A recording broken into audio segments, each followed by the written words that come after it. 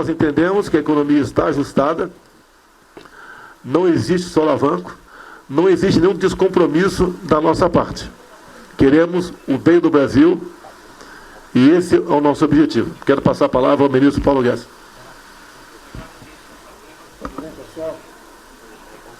Eu digo sempre que qualquer notícia tem informação, sinal e tem barulho. Tem informação, tem sinal e tem barulho. E nós tivemos muito barulho. Eu quero dar um esclarecimento importante, porque nós tínhamos um plano de fazer justamente dentro do teto um Bolsa Família, que seria em torno de 300, e ao mesmo tempo um imposto de renda que daria a fonte. Então você tem o espaço fiscal para fazer o Bolsa Família e tinha a fonte que seria imposto de renda. De repente, vocês sabem, chegou o que eu chamei de um meteoro. Nós temos limites de gastos e, de repente, um outro poder independente nos pediu para pagar muito mais do que estava previsto.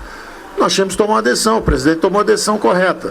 Nós vamos simplesmente inviabilizar os programas sociais? Não. Nós temos que conversar com o Supremo, temos que conversar com o Congresso e elaboramos. O presidente Arthur Lira, o presidente Pacheco, o Executivo, ouvindo o ministro do Supremo, elaboramos o que seria uma PEC dos precatórios. Essa PEC dos precatórios, na verdade, é o seguinte: todos os brasileiros, todos os pequenininhos que têm causas, recebem o seu dinheiro. Pensão alimentar, todo mundo recebe. Agora, os maiores, normalmente tem bancos, advogados envolvidos no tratamento desses precatórios. Nós desenhamos uma PEC que é transformadora, porque de um lado ela permite a expansão do nosso programa social e de outro lado ela vira uma ferramenta para acelerar a transformação do Estado brasileiro. Então, em vez de você ficar esperando para receber o dinheiro, você pode participar de uma compra de um campo de petróleo, você pode participar de uma compra de imóveis, você pode ajudar o Brasil a desinvestir nas atividades onde ele não está mais tendo grande eficácia social, justamente para ele deslocar o dinheiro para reduzir a pobreza, para remover as desigualdades sociais, para dar oportunidade de emprego, para dar oportunidade de educação. Então, nós já tínhamos um Bolsa Família pronto quando fomos atingidos pelo meteoro. Trabalhamos essa PEC dos precatórios para abrir essa oportunidade de novo. Justamente para abrir essa oportunidade. Mas como o imposto de renda não avançou no Senado, foi aprovado na Câmara, mas como ele não avançou no Senado, nós perdemos a fonte. Nós perdemos a fonte, nós não tínhamos o dinheiro para pagar mais aqueles 300. A desvantagem é que perdemos a fonte. Mas o presidente chamou atenção. E aí ele chamou a atenção da equipe toda, e equipe que eu digo não é a economia só, toda a equipe de ministros, e disse: olha, eu estou sem essa fonte para fazer um programa permanente, mas nós não podemos ajudar, não pode ser um programa temporário, inclusive pode ser um pouco acima, porque já que 50% da inflação no mundo inteiro foi comida e energia, a comida está mais cara, a energia está mais cara, o gás de cozinha, nós não podemos deixar os mais frágeis desprotegidos. Então nós criamos um conceito. O presidente disse o seguinte: vamos dar R$400 pelo menos para cada família. Então vamos ampliar a base de 14 milhões para 17 milhões de famílias e vamos ampliar o valor de 179 para R$400. Isso é mais de 100% de aumento, ou seja, estendendo um olhar para os mais frágeis e desprotegidos, vamos pagar mais. Mas eu dizia que nós só tínhamos espaço no teto para 300. Então, naturalmente, você criou um problema. Qual é o problema? Por um lado, você quer ajudar os mais frágeis. E é natural, e a ala política, e isso é que eu acho que criou todo esse barulho. Enquanto eu estava lá fora, fui representar o Brasil lá fora, onde nós estamos muito bem avaliados, que o Brasil caiu menos, voltou mais rápido e está crescendo mais do que a média dos avançados, a zona do euro, a América Latina. Então, enquanto todo mundo lá fora está vendo o resultado, um avanço do Brasil, vacinou 90% da população,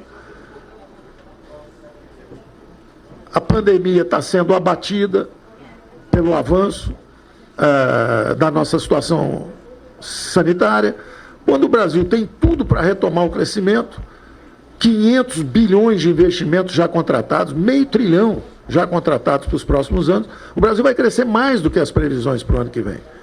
O Brasil vai crescer bem mais do que as previsões estão sendo feitas. Mas enquanto eu estou fazendo isso lá fora, naturalmente a política começa a sacudir. E o dinheiro dos mais frágeis? Nós estamos sem imposto de renda. Se estamos sem imposto de renda, nós vamos precisar tirar dinheiro de algum lugar. E se for 400? Bom, mas aí fura o teto. Aí começa aquele balança e começa a barulheira. E aí começa uma aparente briga entre a ala política e a ala econômica. Evidente que um governo, e essa é a dificuldade do presidente, e ao mesmo tempo o mérito de um bom presidente, é saber pesar as duas coisas. Então tem uma ala política que pede, vão dar um auxílio de 500, 600, 700. E tem uma ala econômica que fala, olha, só temos até 300, o teto é só até 300. Ora, deve haver uma linha do meio entre essa austeridade financeira, de um lado, esse compromisso com as futuras gerações. O Brasil fez isso o tempo inteiro. O Brasil, não faltou dinheiro para a saúde, mas o Brasil é o país que menos cresceu a dívida, combateu com maior eficácia. Gastou bastante, gastou o dobro dos emergentes, 10% acima da média dos avançados, mas a dívida não subiu tanto, porque nós soubemos combater isso, desinvestindo em outras áreas para ajudar o social. Então o presidente traçou a linha, falou, olha, vamos até 400. Não são os 600 que a ala econômica, que a ala política pode querer ter, mas também nós precisamos arrumar um dinheiro extra aí.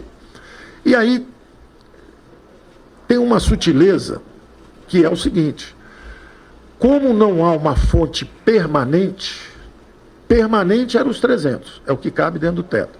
Mas como não há essa fonte permanente, porque o imposto de renda não andou, ele impulsou no Senado, como ele não andou, o governo não podia ficar parado. O presidente tem que dizer, olha, eu não vou deixar de assistir os mais frágeis, vai acabar o auxílio emergencial, como é que nós vamos ficar?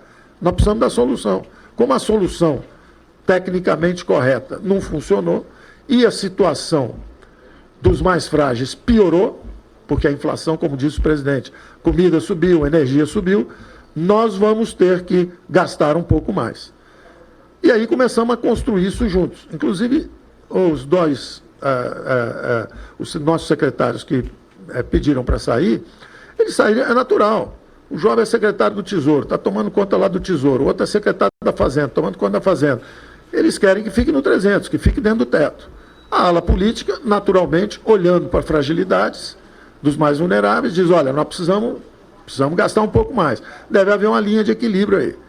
E é isso que estava sendo discutido e é isso que entrou na PEC do precatório. Entrou o seguinte, olha, vamos, então, botar os 400, mas aí precisamos para esse olhar. Como é que nós vamos atender? Porque ninguém vai questionar esses R$400 para os mais frágeis. Subiu o preço da comida, subiu o preço do gás de cozinha. Então, a equipe econômica estava numa ponta, os gastos vieram de 26% do PIB para 19,5%, e de 19,5% iam cair para 17,5% o ano que vem. Nota 10 do ponto de vista técnico de capacidade de ajuste, mas talvez nota 5 em política, ou nota 4 em política, porque não está atendendo os mais vulneráveis. Aí você vai para a turma da política, bota 600, bota 700, nota 10 na política, mas nota 4, nota 3 na economia, desorganiza a economia, fura o teto, começa uma confusão. Então, essa era a grande discussão que estava havendo, e isso virou, por falta de comunicação, um colapso de comunicação nosso mesmo, nosso. A economia, com a ala política, nosso, do lado de cá. E de uma certa falta de boa vontade e tolerância conosco. Nosso governo é um governo que tem sofrido disso. Então, o resultado, isso virou uma guerra intestina, que está todo mundo brigando com todo mundo quer sair, etc. Nós entendemos os mais jovens que dizem, olha, a linha é aqui, não pode furar o teto. Nós entendemos a política que diz o seguinte, olha, o teto é um símbolo de austeridade, é um símbolo de compromisso com as gerações futuras. Mas nós não vamos deixar milhões de pessoas passarem fome para tirar 10 em política fiscal e tirar 0 em assistência aos mais frágeis. Como nós temos que manter a nossa trajetória de consolidação fiscal, o que nós estamos fazendo? Gastamos 26,5% durante a crise, 19,5 esse ano, e em vez de 17,5 o ano que vem, tirar 10 em fiscal e 0 em preocupação social, deixa gastar um pouco mais, e aí eu falava, um pouco mais de 30 bilhões para atender tudo isso. Também, se for o caso, o Brasil roda em cima do modal rodoviário. Não é subsidiar gasolina, diesel para todos os brasileiros, quando nós justamente estamos indo em direção a uma economia verde e digital no futuro. Não é subsidiar o uso de poluentes, é subsidiar quem carrega a comida, quem trouxe a comida para atender supermercados durante a crise. O Brasil roda em cima disso aí. Então, se for um número, e nós estamos falando de um número pouco mais de 3 bilhões de reais. Pouco mais de 3 bilhões de reais para ajudar os caminhoneiros a fazer a comida chegar, apesar de subir o custo de transporte. E mais uns 30 bilhões para fazer o Auxílio Brasil atender a 16 milhões de famílias, com um conceito que já no início da campanha política o presidente tinha, nós defendíamos uma renda básica, um conceito de renda básica, justamente de proteção social. E o presidente virou e falou assim, olha, nenhuma família brasileira pode ficar desatendida, ninguém pode receber menos de R$400. Esse programa é que custa esses 30 bilhões adicionais. E aí o que aconteceu? Os próprios jovens da nossa equipe que acabaram saindo foram os negociadores. Eles negociaram aí 1 semana, 2 semanas. A PEC dos precatórios nasceu lá na casa do presidente do Senado. Conversávamos também com os ministros do Supremo. Nasceu na casa do presidente do Senado, presidente da Câmara. Eu estava lá, conversamos sobre isso, como é que faríamos isso, como atender os mais frágeis para abrir esse espaço. E essa abertura de espaço, na verdade, é simplesmente retomar o que a gente já ia fazer antes. Nós íamos dar o dinheiro para a Bolsa, de repente caiu o meteoro, que era o precatório, fazer a PEC do precatório é devolver o dinheiro para o espaço fiscal para a área social. Fizemos isso, quando o presidente pediu para atender R$100 a mais, 400 em vez de 300, fomos buscar então esse espaço extra. Ora, do ponto de vista fiscal, não altera os fundamentos fiscais da economia brasileira. Não abala os fundamentos fiscais. Os fundamentos são sólidos. A despesa do governo era 19,5 quando nós chegamos aqui, ela foi a 26,5 durante a pandemia, já voltou para 19,5 e em vez de acabar o governo com 17,5, que parece apertado demais em relação aos impactos socioeconômicos que a pandemia deixou, todo mundo está dizendo que o povo está tendo dificuldade para comer, está tendo dificuldade para comprar o gás de cozinha. Nós vamos ajudar os brasileiros. Nós vamos ajudar esses 17 milhões de famílias e reduzir o ritmo do ajuste fiscal. Então, em vez de cair de 19,5 para 17,5, cai para 18,5. O déficit, em vez de ser praticamente zerado ano que vem, porque ele veio de 10,5% para 2,5%, e o ano que vem ele podia chegar a quase zero. Então, que seja um déficit de 1%, que seja um déficit de 1,5%, não faz mal. Nós preferimos tirar 8 em fiscal, em vez de tirar 10, e atender os mais frágeis.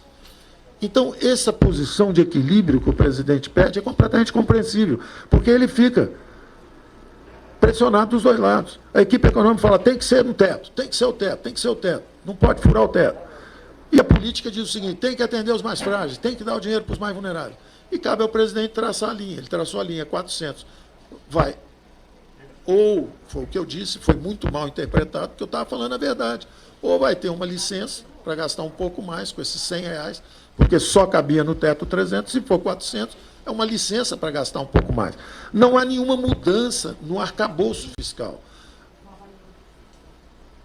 Poderia ter sido feito exatamente dentro das regras atuais, apenas dizendo o seguinte, preciso de uma licença para gastar mais 30 bilhões, porque em vez de 300, que eu cabia no teto, vão ser 400. Só isso. Basta isso. A economia brasileira é forte, vigorosa o suficiente, está fazendo um ajuste forte o suficiente para segurar isso. Eu seguro isso. Eu não tenho problema com isso. Eu posso tirar 8 em fiscal, tirar 7 em fiscal.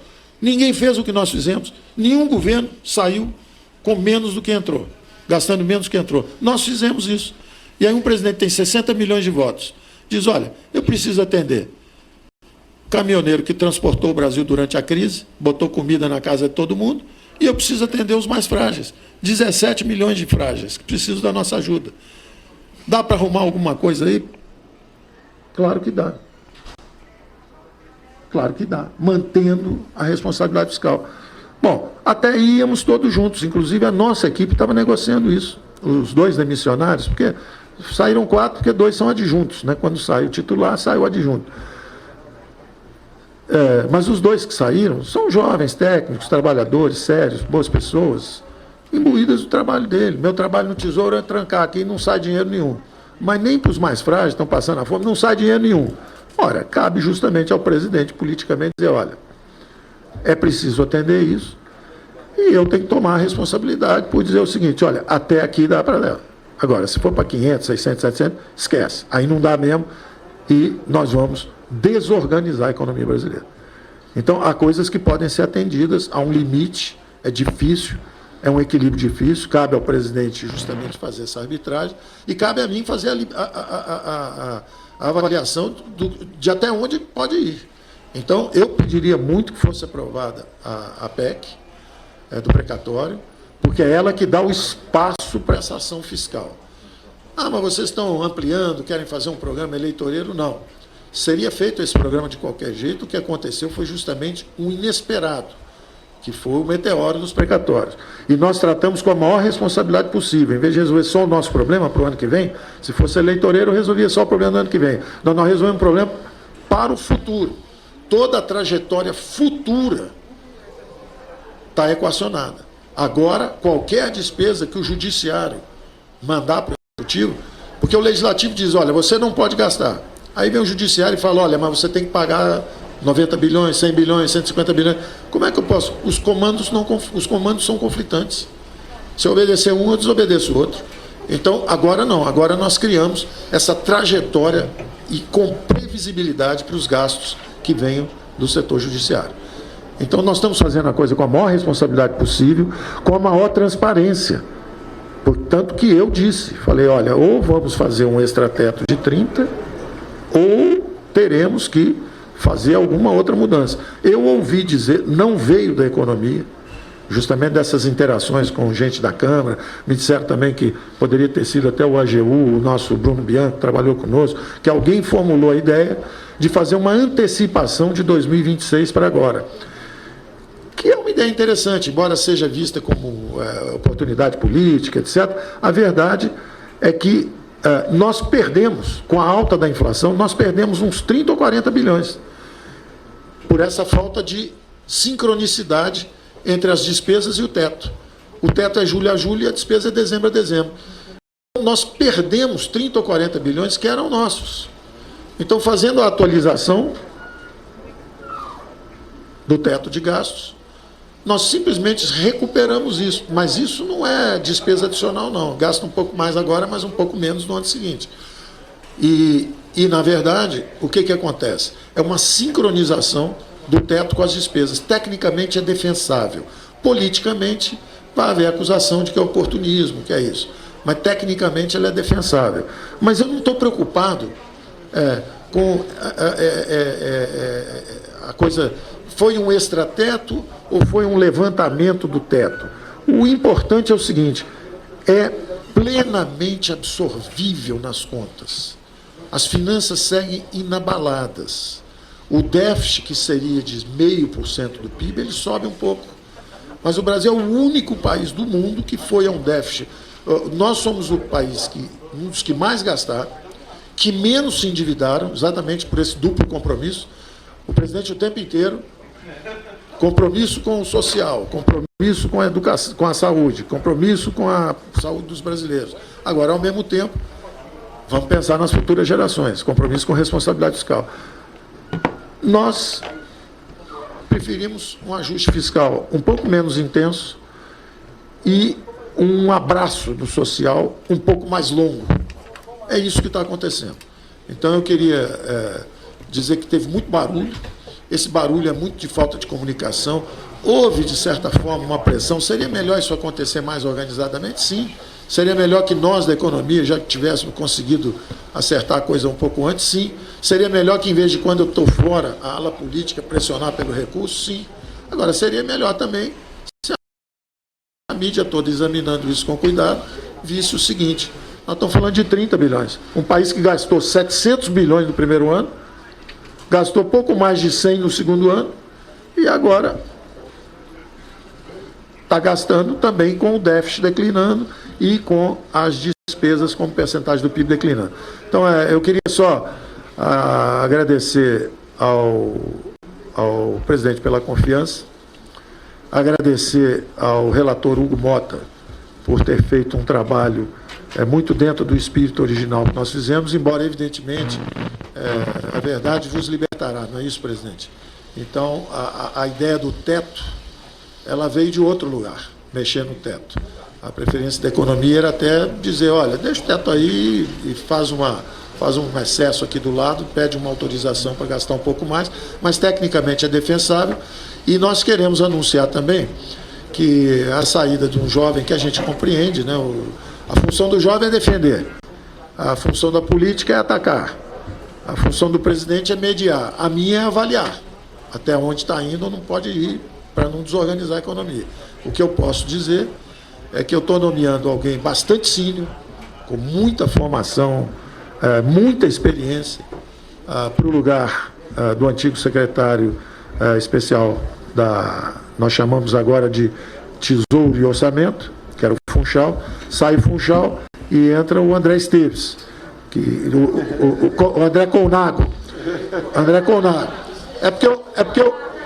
É o André Esteves Colnago. Ele é Esteves Colnago.